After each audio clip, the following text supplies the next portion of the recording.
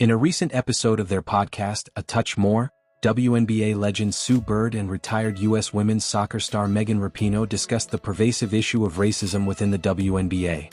Their conversation featured Indiana Fever rookie Caitlin Clark, whose arrival in the league has energized its popularity and fanbase.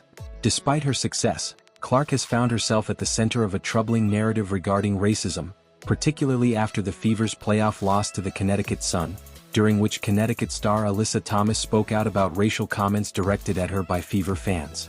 Thomas expressed her disbelief over the racist remarks, stating that in her 11-year career, she had never encountered such hostility from any fanbase.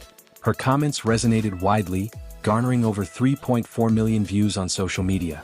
Bird later weighed in, asserting that racism has been a long-standing issue in the WNBA, predating Clark's draft into the league.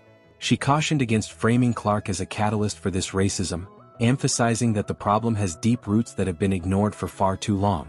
Bird reflected on her own experiences in the league, noting that she often wished to simply focus on basketball without the burden of addressing social issues.